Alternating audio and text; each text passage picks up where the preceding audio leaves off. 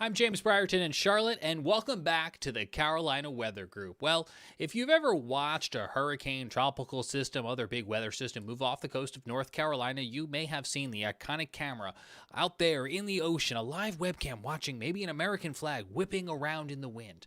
Well, that flag is out on what is called Frying Pan Shoals Tower, and we are lucky enough to know the man who happens to own it. His name is Richard Neal. He's been a guest before on the Carolina Weather Group podcast, and we recently had a chance to catch up with Richard, who had, matter of fact, just come back ashore to the mainland after visiting his tower. So we're going to play for you our recent conversation with Richard Neal from the WeatherPod's Disaster Relief Telethon. And in case you maybe didn't catch the conversation with him the first time around, in about 10 minutes or so, we'll take you back into the Carolina Weather Group archive so you could catch up from the very beginning of the story. But here now, our latest conversation with Richard Neal, the man who lives out on a decommissioned lighthouse off the coast of North Carolina.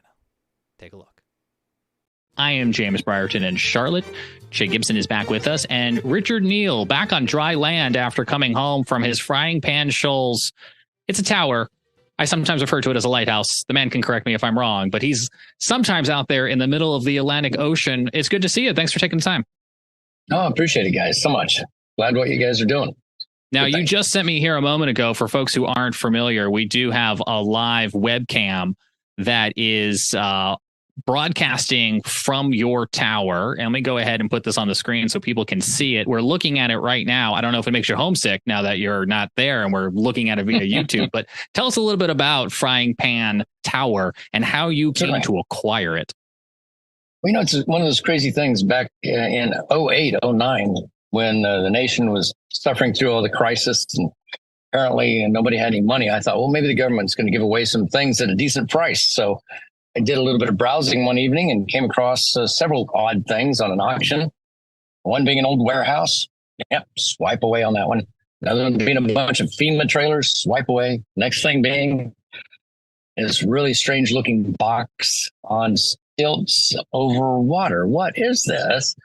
And paid attention to it. Never heard about it. A lot of people never have. It was originally a U.S. Coast Guard lighthouse designed to help keep the ships off the shallow waters, the shoals, 32 miles offshore. About a year and a half later, when the government attempted to auction it one time, was unsuccessful. They put it up for a sealed bid auction, and some crazy guy in the auction. So I ended up with the tower, and had no idea what to do with it, nor even why it appealed to me. Well, we love what you've been doing with it, and we'll ask you about that in a moment. But I want to draw a weather connection for folks, because obviously you get to observe some impressive weather, impressive ocean conditions. But I think the world came to know you, or at least I did, when you put that American flag up. You'll have to remember specifically which storm it was, but you guys had a live webcam on a flag just whipping out as a hurricane, as you guys often get right out there, was coming through, and those winds were just ripping it. Which storm was that, Rich? Oh, gosh, let's see. Was that Arthur? That was probably Arthur, maybe Matthew, Florence. I don't know.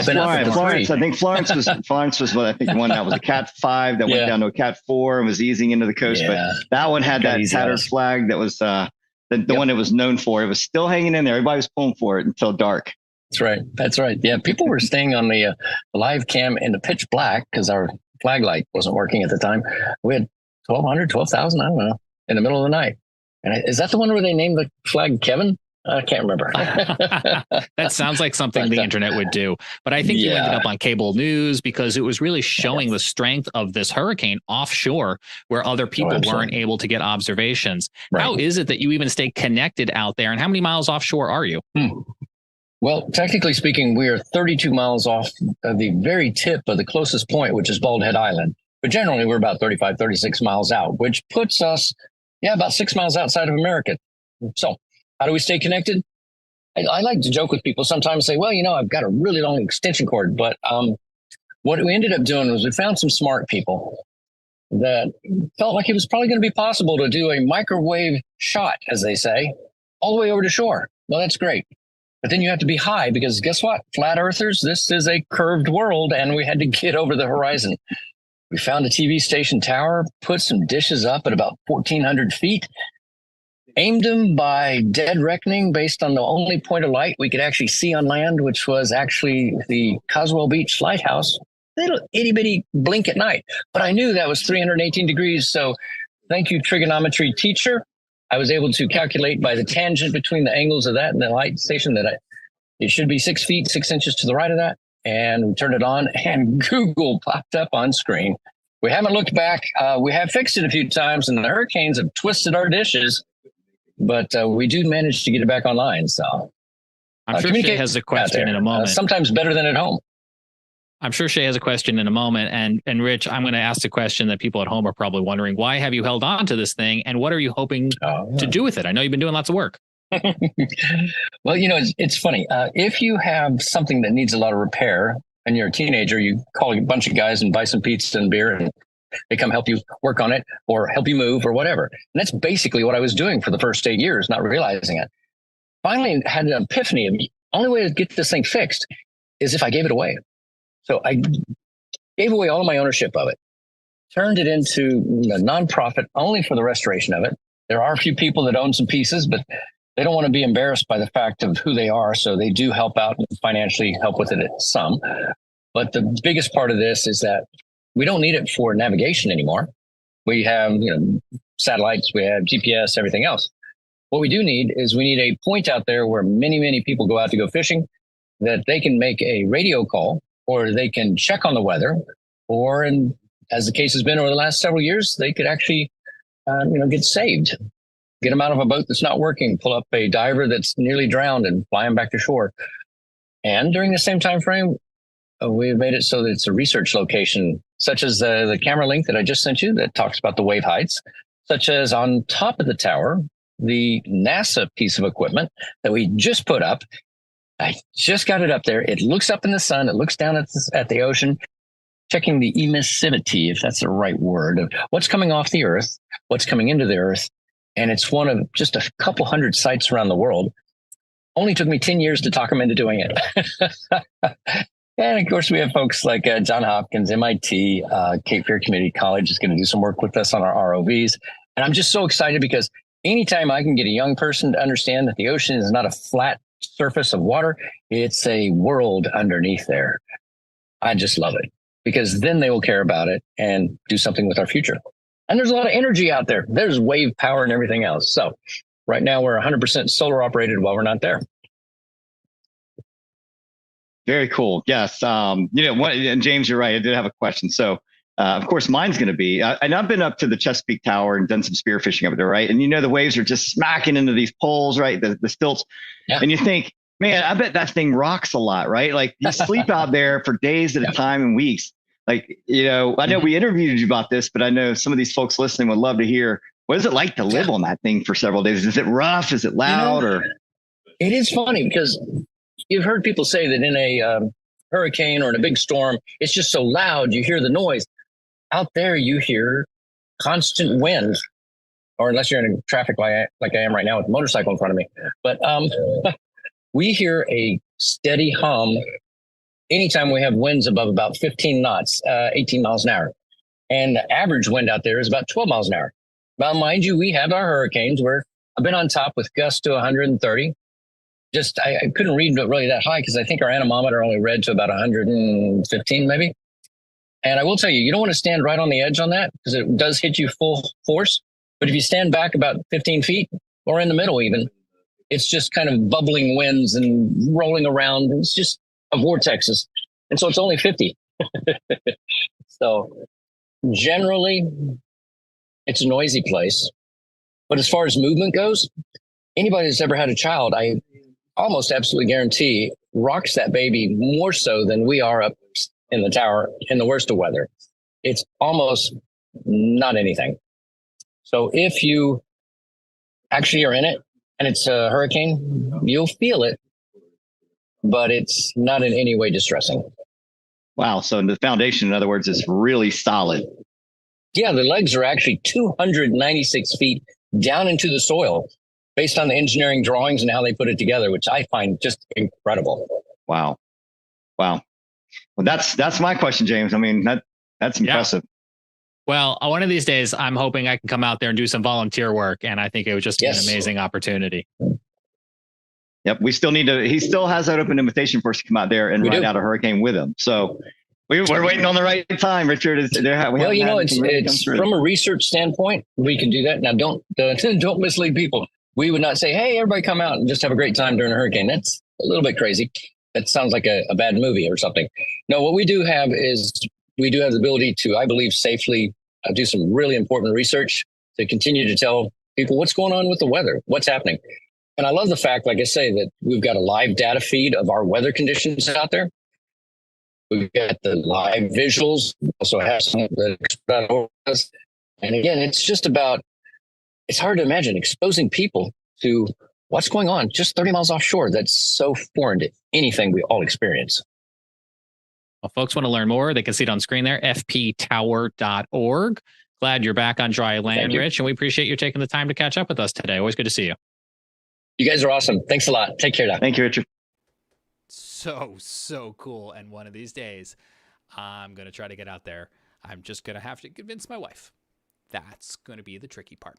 Well, as promised, in case you are unfamiliar and want to learn more about Frying Pan Shoals, we've had the privilege to talk to Richard before, and this previous conversation actually came during the holiday season while he was out there on the tower. And if you want to take the story back to our first meeting, here it is now as we dig back into the Carolina Weather Group archive.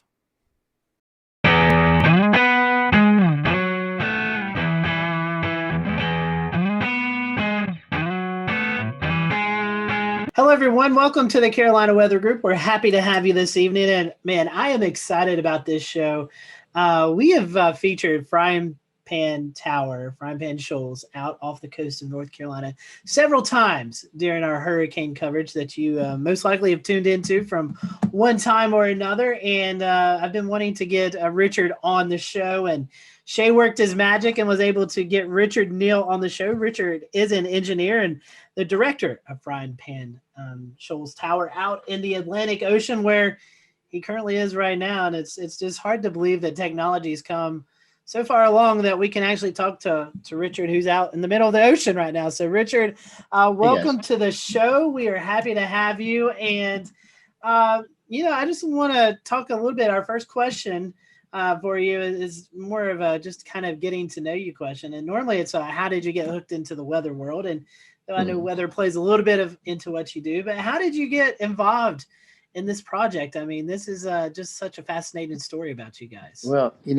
like a lot of guys, after work, I still have my hands on the keyboard and I'm working on things and I'm surfing the web. And this was back in 08, 09. And I was like, well, there's got to be great things that are giving away because we're in a recession and everything's so discounted. And let's search for government surplus in North Carolina. And the first thing that popped up on screen was this big old warehouse. And I'm like, no, that's crazy. Swipe right or left or whichever it is. Next one was a whole bank building and then some FEMA trailers, then some strange big metal box out on legs in the ocean. And that was kind of the fish hook that caught me. So ended up getting it. Won the auction. A little bit about you, assuming you was looking up stuff in North Carolina. Are you originally from North Carolina, or how did you get here? Well, I was born and raised in Oklahoma, which is not exactly a land of oceans or mountains. And so I had a chance to come do a job interview over here back in the previous couple decades. And I was like, the trees are tall, the ocean's beautiful, so it hooked me. I moved into the Charlotte area where I've been since 99. I've got to ask you, I personally love Oklahoma. I go out as much as I can to storm chase. So did you have any close encounters with tornadoes in your time out there? In Oklahoma, it was pretty normal to just, there's the tornado and it's only yay big. And so you drive a little slower so it can stay ahead of you, or you drive a little faster because it's behind you. The one time riding in my dad's pickup truck, banged on the rooftop because back then we could ride in the back. And we were following one about 2 miles ahead of us. And I asked him to hurry up because there was another one behind us about 3 miles behind us. So we just stayed right between the two as we went home that day. Just a normal day. Did not understand the magnitude of the difference between a tornado and hurricanes. Hurricanes are a whole different ball of wax, aren't they? Yes, they are. We'll talk a little bit about that.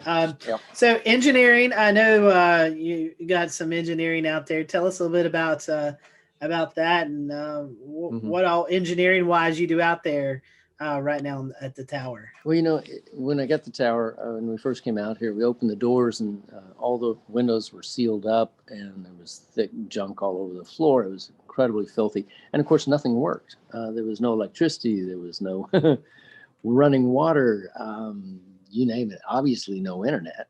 And so the name of the game was basically, how do we reestablish? And so if you can think of walking into a garage that people had walked out of 2 decades before, leaving most of the tools in there, almost like a put it together puzzle, figure it out and you can make it work, that sort of thing. That was what it was. So found that there were holding tanks of water, found that the wiring was redundant because in the classic military Coast Guard sense, you never modified a circuit. You just added another one and added another one. So, oh my gosh. So it's really stretched my brain, everything from the structural to the mechanical to the electronics to you name it. Again, you don't just hire a plumber out here. You are the plumber. So very interesting. And the first question that pops into my mind here, Richard, is how do you get out there? Good question. After I bought it, it took me 4 months to get here because I couldn't get a captain willing to bring me out in a boat. He said, there's no ladder on it and you can't get up on it. And I said, well, I was actually a really good climber, so just get me close. But I think what really made him laugh was when I showed up at the dock carrying an extension ladder with hooks on the top. So climbed on it that way, and we do come out by boat when we're carrying things, but more commonly we just fly out by a Robinson R-44 and land on the helipad, which is our entire rooftop. So it was here a couple times today dropping off researchers. Very interesting. So no Jacob's ladder. I mean, you're just strictly helicopter at this point? Helicopter and boat, because one of the legs does have a reestablishment of handholds. You do have to be a little bit of a monkey to jump from a boat to a leg and then climb up freehand 65 feet of handholds. And so you're telling me if you're not a fan of heights, that might not be the best way to go. Not a good idea. But that's actually how we get to the first person on, usually one of the crew. And then we snatch everybody, if you don't like heights, we snatch everybody out of the front of a boat with a hoist and just pull them straight up. And that's actually really, really safe because a person's sitting there with a harness or whatever, and until they get hooked in, they're perfectly safe. They're just sitting in a boat, right? Then we grab them, pull them right up, roll them inside, just tell them to stand up. That's all there is to it.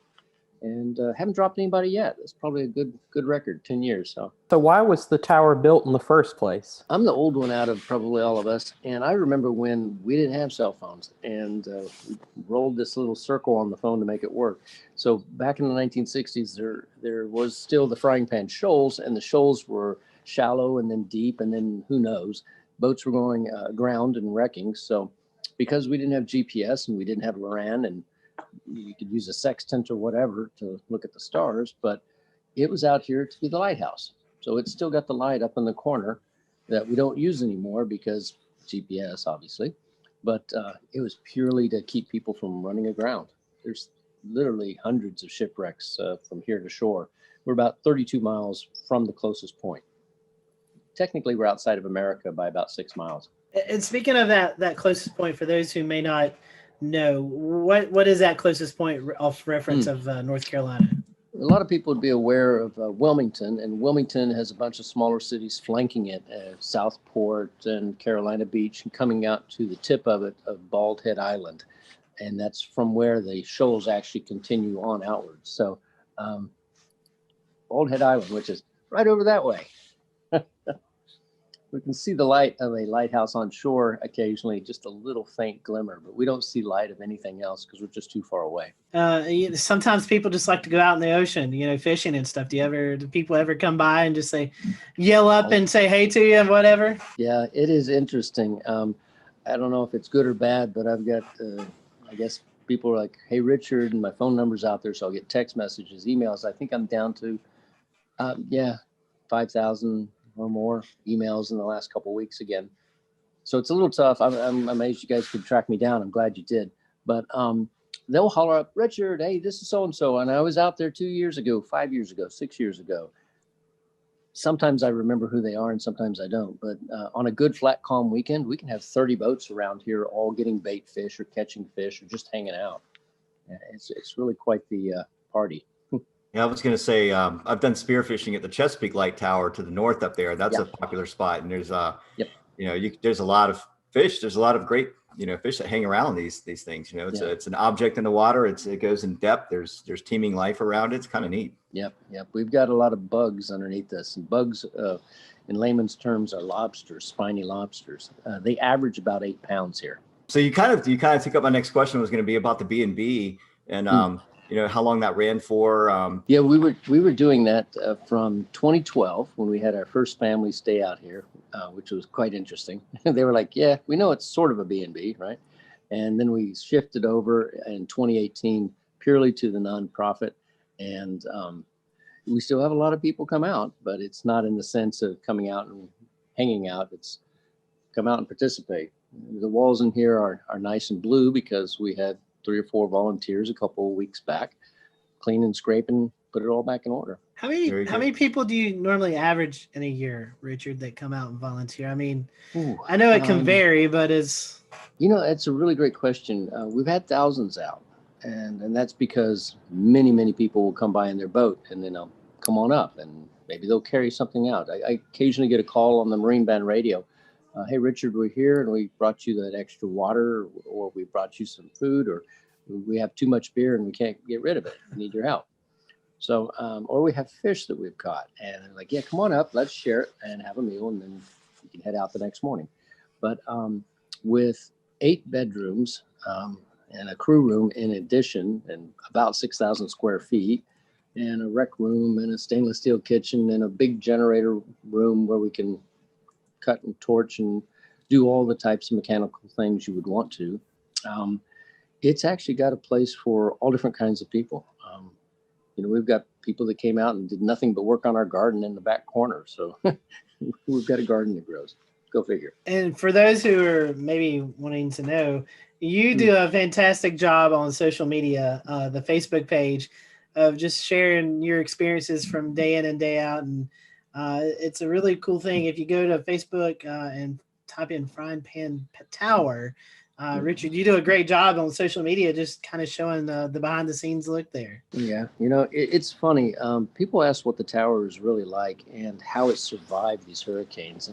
And some of the things that I've learned is that the engineers that put it together had a fair amount of experience with what they call Texas tower or Texas oil rigs, the genre in the 40s and the 50s.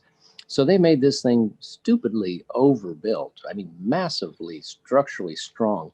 With the legs, I just got a blueprint that I hadn't seen in 10 years. And it actually indicates that when they set the base pilings down, they actually took pipes and then hydraulically rammed them through the legs down into the bedrock to the depth of, if you can imagine this, 296 feet. Wow. That's incredible. It's a football field of steel down into the bedrock and then filled up with cement. So, and the casing on the pipe that actually is water level down is multiple layers. So it's approximately 3.5 inches thick. We just, we have to worry more about anything above water and just keep welding on parts there. So, I've gotten a chance to become a more proficient welder. Since I don't have OSHA looking over my shoulder, it's like, yep, I'll do it. I'll do it right, but I don't have to get it inspected. So again, being outside the country does have some perks, right? Next question is, it's kind of like just everyday life that we have here, the luxuries of plumbing and power, internet. Mm-hmm. I've seen you were watching the football game a couple of nights ago. You cook up these really nice looking dinners. So how do you get all of that 32 miles out in the Atlantic Ocean? That's it. This is truly a working environment along the lines of, we don't just say, hey, stick a solar panel up there, it'll be great, and you'll love it for 25 years. No, we actually know that they will hold on during a hurricane. We've had solar panels up for 3 or 4 hurricanes now. We know the flags don't last quite as well, but that's another story. And with those solar panels, we still are on conventional solar batteries. So we don't have lithium yet because we work off of a very tight donated budget, obviously. And then if we need to augment it, like tonight, when everyone's using all kinds of things, I will run a small little 3K generator by Honda or something like that. But the good news is that we did also resurrect life back into the 40 kilowatt Detroit diesel that has been sitting here ever since the 1960s.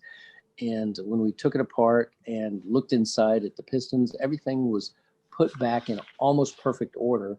And then they closed the doors and walked away. So all we had to do was get it up and running again. Now we need to get the electrical part out of it, which is the diodes and the rectifiers. And guess what? I'm getting to learn something else. But once I do that, then we'll reach out to our audience and say, be nice to have some resistance heaters bolted back on the wall, and then we'll run that and be warm while we're out here working. So 99% of the time, we're just solar and wind. So we have a couple turbines, and we've got a couple dozen panels and a battery room full of batteries that we watch very closely and monitor. And everything that we do out here, we can also look at and monitor from shore. So, and that was a 5.2 gigahertz microwave dish that we set up, shot to shore 56 miles, talked to TV station into letting us put a dish up on their tower at 1,300 feet.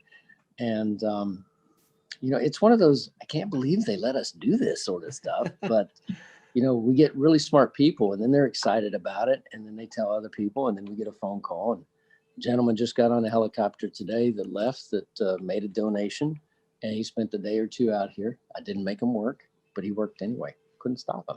Jordan, I know you've got the big fun question for us meteorological nerds. Yeah, so as the Carolina Weather Group, I'd be remiss if we didn't talk a little bit of meteorology while we're here. So what are some of the more memorable storms that have come by in recent times? I mean, I know I'm thinking about Florence and Matthew are probably the obvious ones, but maybe you have one that's maybe not quite so obvious.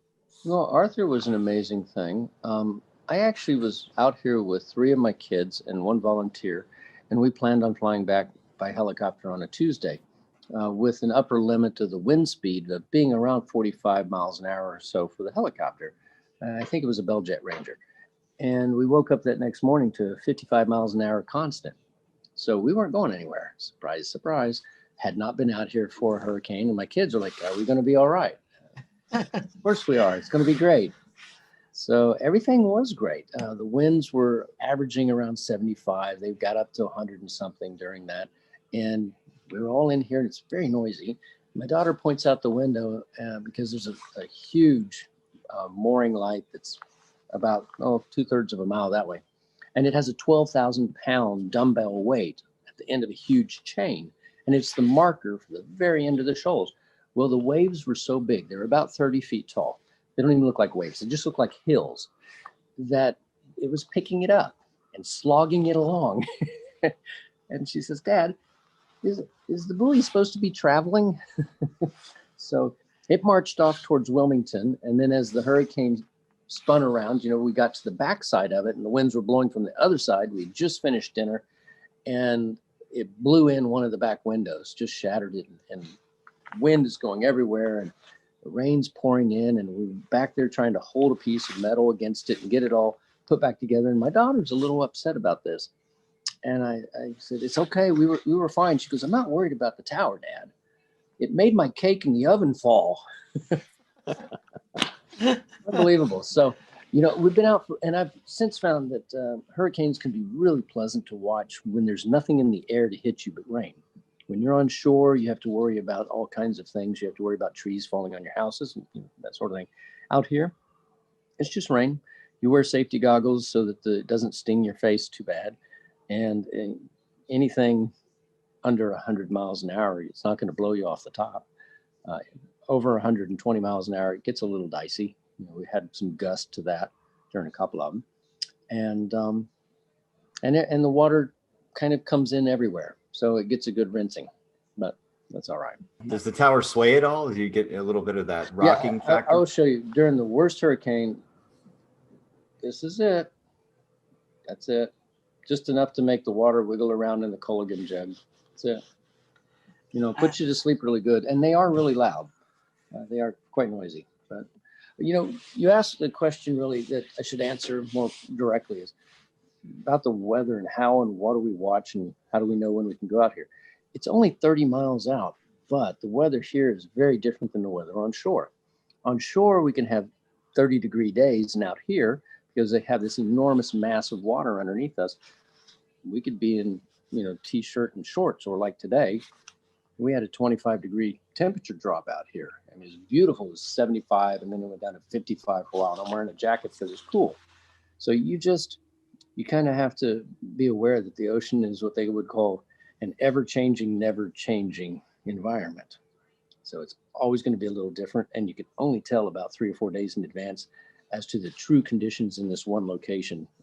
Being on top of a hill at the end of the shoals creates a Venturi effect. So the water goes much faster underneath us than it would maybe just a half a mile away. It's quite an interesting place to try and go scuba diving, that's for sure. I would imagine the waves, Yeah. We see storm surge on the coast with landfalling hurricanes. And, we see these models that are predicting 20, 30 foot waves out in the ocean, but the normal everyday person doesn't get to see that. But you do. I mean, you were just talking about the experience with Arthur. I mean, I'm sure the first time you saw it was like, oh my gosh, but have you kind of got used to the fact of seeing these huge waves now after being out there so long? It's funny, the smaller waves, just the 12 footers or so, those actually impact harder than the big ones. We have these legs that are 42 inches in diameter, so relatively speaking, they're very narrow.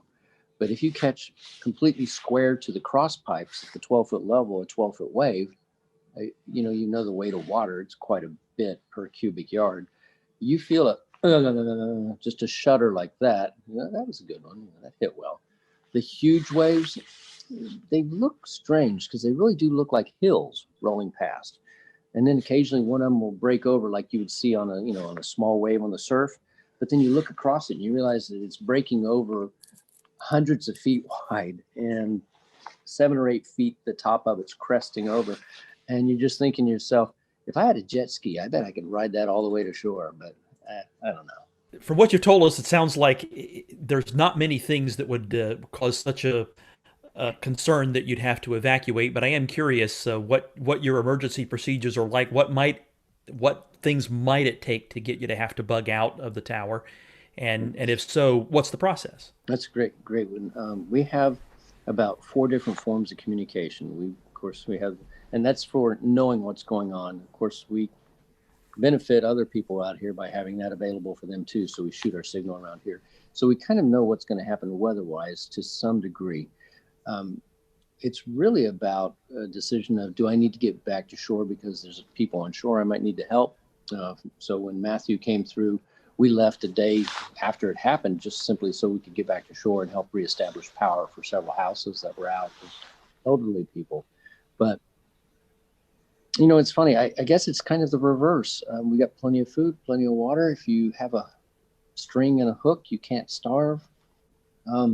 It's really more a matter of we stay away from things like COVID virus and monitor the people that come out, that sort of thing out here. People have said that this is probably the best place to survive a end of times or a zombie apocalypse. I don't know. As long as we have our connection to shore with the marine band radio, with the internet that we have here, with emergency locator beacons, things like that, probably could sit out here and ignore the world for about a year if you had to. Nice. Not that I want to.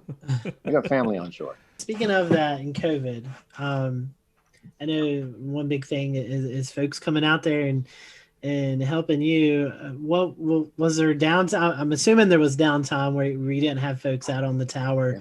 Yeah. What was it like when the world was going crazy and you're already out on this island? I'm sure for you personally it wasn't much of a change, but what was it like? A few years ago, I had finished a job of 11 years and I needed a break. So I came out here and was just here for 6 months straight. Went to shore one time. And I noticed that you don't know what day of the week it is anymore. You don't really know what month it is after a period of time. And you start just living, I'm in this season. Oh, gee, I'm getting into fall now. Okay. But during the time that everyone was really locking down on COVID, I was here for a few weeks by myself and isolating. And it was odd because, I turn on the TV, I get it over the air, I get it over the net, I can see everything that's going on. So, you do always have the ability to communicate, same as we all do while we're still locked down. But I think it just made me really appreciate the fact that out here, I have a mask. I've got one in my pocket right now. And anybody that comes out here is going through a questionnaire. Have you been around anyone? Do you have the temperature taking? All that good stuff. They could still be carrying it, but we're trying our best to be just safe about it. So. Right. Well, speaking of that, we talked about the weather aspect. One thing I also want to mention is I was looking through some of the Twitter mentions for Frying Pan Tower. Water spouts also, I'm sure you get to see your fair share of water spouts out there. Oh, that's amazing, yeah. But any other memorable moments? I know you were talking about the meteors a little bit earlier. I mean, you are out in the middle of nowhere, dark skies, so I'm sure you can see all the meteor showers and International Space Station travel across the. I mean, any other memorable moments out there? Any sunsets, sunrises? We did a time lapse of what was it? The Neowise comet that was off, and we could see it pretty clearly. And what we didn't realize in our time lapse was that the ISS, International Space Station, came cruising right past. So it's all on the time lapse with there's the comet, there goes the space station, and there's the meteor. It's just, you don't know what you don't know if you're not in a dark enough area to see it. On the same type of thing, you might look down at the water, and I didn't know this, but there's a shrimp variety that when they snap their tail, they make a blue flash.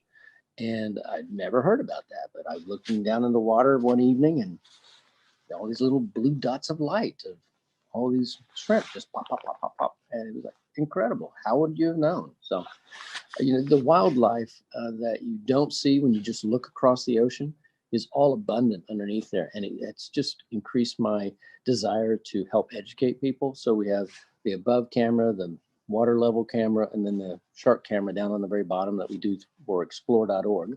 And that's in classrooms all around the world with kids watching it. Just kind of fun. So hopefully they'll learn about the ocean and, keep the straws out of the turtles' noses and understand the power that is in our oceans.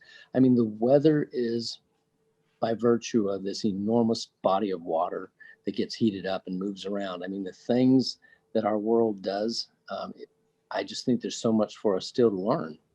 And I really applaud what you guys are doing on sharing and discussing what's going on with the weather, because it's not a matter of do I have on a jacket so I can go from my apartment to the car. It's what's happening in the world and why are there, storms and fires in different places. And that's all about weather and what's happening, right? Yes, that's true. The one thing I'd like to learn, those spiny lobsters, how do they compare to Maine lobster? What do they really taste like? Oh, I had thought they would be, because they're so large, that they would be tough, right? Nah. They have no claws, but they can have very long legs, almost like, a snow crab, those giant ones.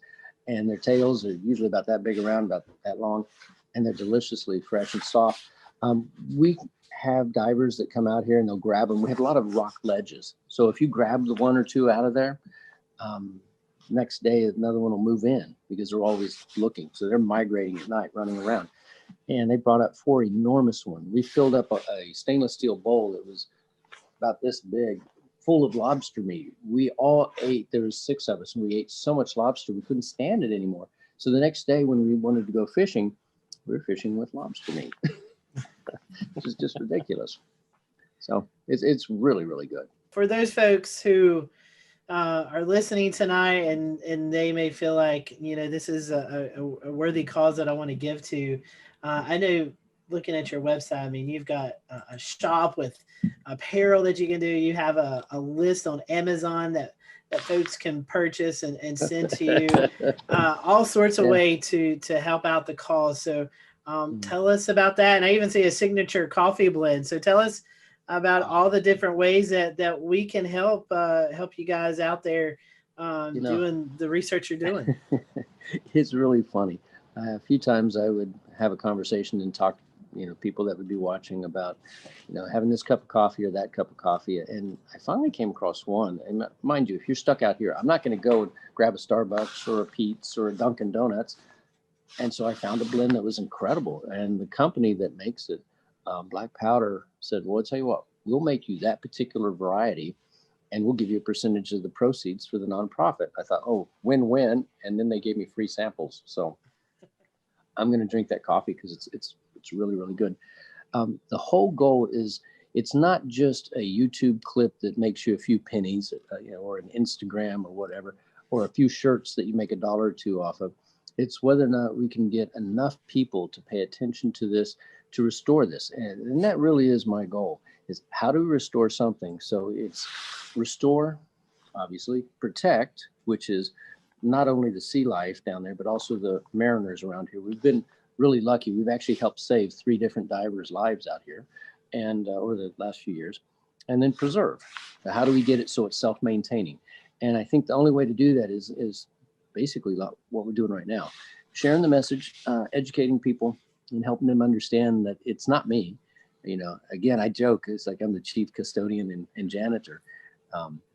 But I'm also the one that really wants to get the world to understand that this is a rare thing that was done back a long time ago. And we typically don't do things like this anymore. We don't build big steel structures because we simply don't need to. And it's really worthwhile to save it.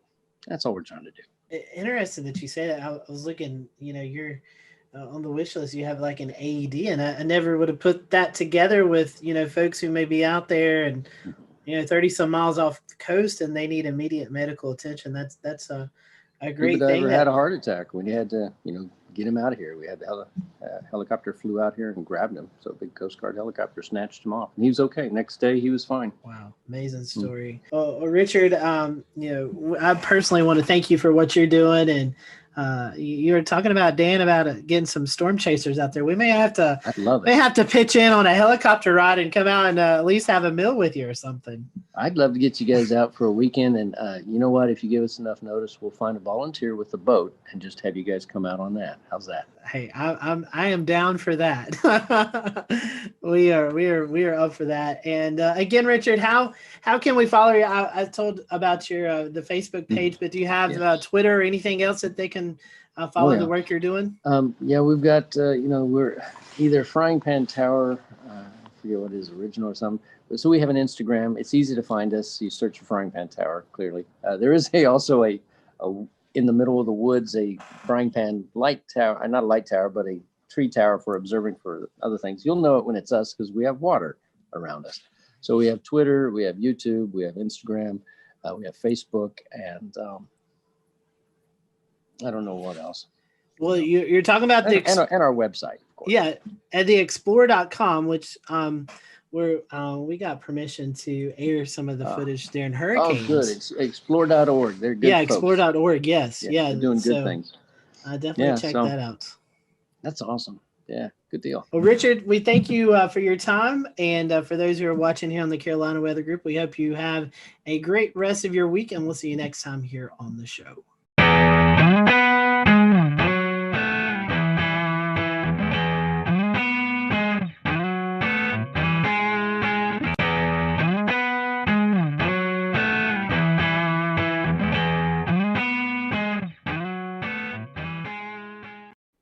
That's just a small part of what made our WeatherPod's Disaster Relief Telethon such a success. Thanks to all of our special guests, our co-hosts, and to you at home who helped us raise over $7,000 for the American Red Cross and their disaster relief efforts. You can still donate.